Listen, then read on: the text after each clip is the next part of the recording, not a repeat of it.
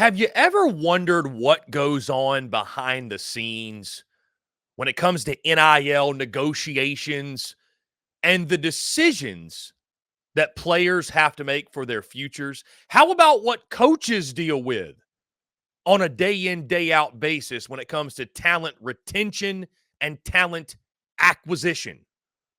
Former Tennessee wide receiver Jalin Hyatt just pulled back the curtain on what some of those conversations sound like.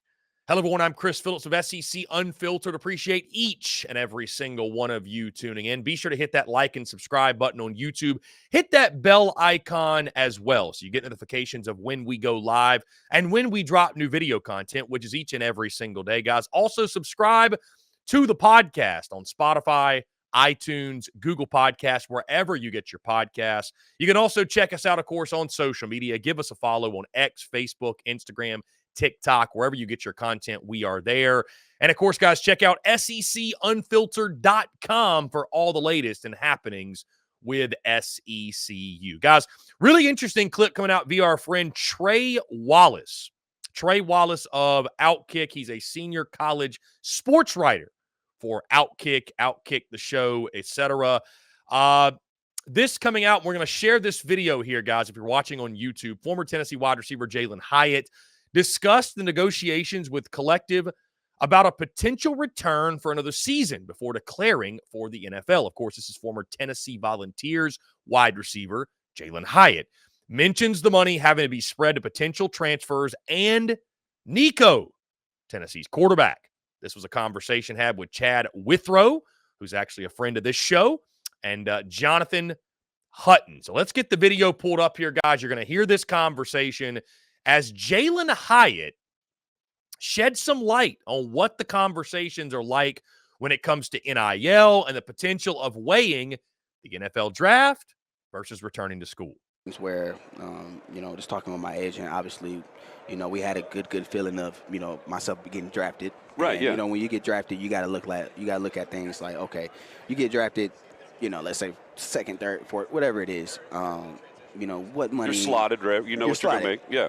You're slotted in what you're making, and that's what kind of we were doing with, University of Tennessee. And the crazy thing, I wasn't asking for $1 million. I wasn't asking for anything like that. It was more of, just knowing a good number, that right. we both can agree on. Insurance. Exactly. A good number that we both can agree on, but it was a whole bunch of other things too. And, it was one of those things where it was hard for them because, you have their transfers that they're trying to bring in, right. and they're trying to get money too. And obviously you got your little, you got Nico coming in at that time, who was kind of, making some good money. So it was kind of difficult for them. So I think at the end of the day, we just kind of came up with that decision. It's like, man, we probably just can't, for myself, I just said we couldn't get it done. But, man, I love University of Tennessee and just everything they did for me, for sure. Jalin. So there you have it. Jalin Hyatt pulling back the curtain just a little bit on what those negotiations are like, what those conversations are like, if you will. And I'll admit, guys, the first place my mind went when watching that was this is NFL light. College football, slowly but surely, is turning into what the NFL is from the standpoint of, guys, these are no longer amateurs.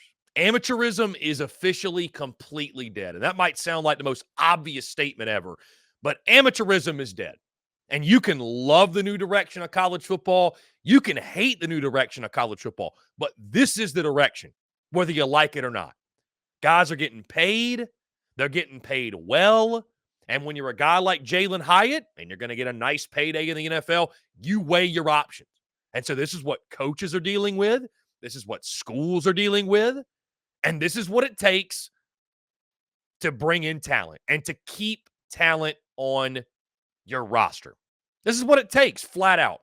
But to hear a former SEC ball player, especially the caliber of Jalin Hyatt, talk about that process and where the money's going and the transfer portal, and you think about the role of the collectives, and Tennessee obviously has one of the best collectives in college football, in college sports, if you will.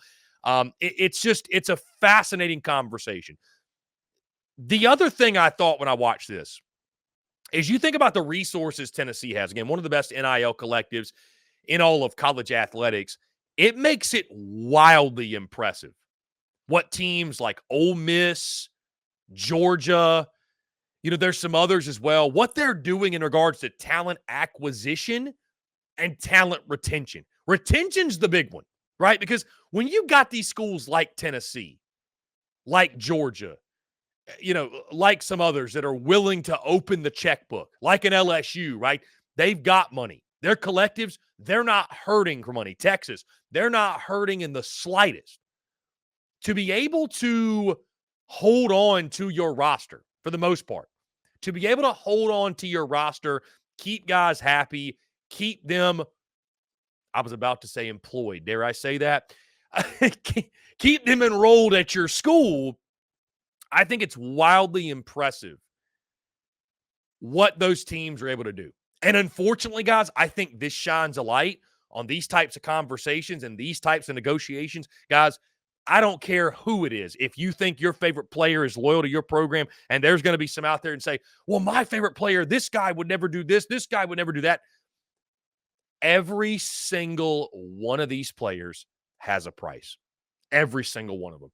It's the unfortunate reality, man. Now, some of them may be influenced by money more than others. That's fair. I think there's some guys where their financial situation is at a place where they don't have to necessarily, quote unquote, chase a bag. But everybody's got a number. Everybody does. Every single team, every single player for the most part, these negotiations are happening. And so I think it shines a light on, too, if you're one of these schools that your NIL collective is, or your NIL situation's not where it needs to be, you're going to get gutted. You're going to be a farm system for the top 20 programs in college football, for the upper half of the SEC. You're going to be viewed as a farm program for these programs that have more resources, that have more to offer a kid. I think culture is still important in college football. I think who the coach is important, but it's much less important than even I thought it was going to be a couple years ago. When NIL was rolled out, guys, I said, hey, if you're a prospect, you better still make sure you're picking a school based off of culture fit, playing time, the coach, etc. Because my understanding and feeling of it was, hey, if you're not balling out, if you go to a school and you're a backup, you're not getting a fat NIL check. Boy, I couldn't have been more wrong. I couldn't have been more wrong. Schools aren't only paying the top players, guys. They're not only paying like the top quarterbacks, the top receivers. They're going out here taking the backups from some of these other schools, the backups from Georgia, the backups from Bama, and giving them a fat check, $100,000, like it's nothing. And if you don't have it to give or you don't want to give it, you're going to lose the player. I mean, guys, I feel like for the first time ever, we saw in this transfer portal cycle, transfer portal flips. Guys who hit the portal, they weighed their options, they committed, then they flipped. Then they flipped somewhere else. I mean, that feels crazy. But it's where we are. It's just where we are in college athletics. And again, it makes what a lot of these top-tier schools, like what Ole Miss did, it makes it even more impressive. The way Georgia retains talent, the way Bama was able to keep from the floodgates really opening, what Missouri was able to do in the portal, what Texas A&M was able to do, it shines light on how impressive that is, but it also shines light on if your NIL situation isn't in a good spot, now it makes sense to see some of these programs that got gutted. Now it makes sense because you're like, oh, the NIL's not where it needs to be. They lost a bunch of players. Shocker. Absolute shocker. And it also, guys, just reaffirms, which is the obvious, how much of an NIL arms race college football truly is. I mean, that's really what it comes down to. And I'm not here to try to kill anyone's love or joy or positive feelings around college football because I love college football. You love college football. That's why you're here watching this video, right? It's because you love SEC and college football. The business of college football has never been better. The optics of being a diehard fan have never been worse. The business of college football is great, guys. We're talking about this right now. It's great for content. It's great for the schools. It's great for the players. It's great for the coaches' bank accounts. It's great for a lot of people involved with college football. The great thing, the changes that are taking place, NIL, portal, etc., being many of them. But for the diehard fans of the sport, for folks that live for, their favorite team day in, day out, can't get enough, love their players on their squad, the game has never been more unlikable. And that's not just me saying that, guys. Peruse social media for just a moment. Talk to some people. I got a right mind to go to like the Alabama or go to a spring game and take a little mic out there and start asking random fans, how do you feel about NIL in the portal? What do you think they're going to say? And even many coaches, as we're seeing, hate it as well. So it's an NIL arms race in the SEC and college football, and Jalin Hyatt pulling back that curtain.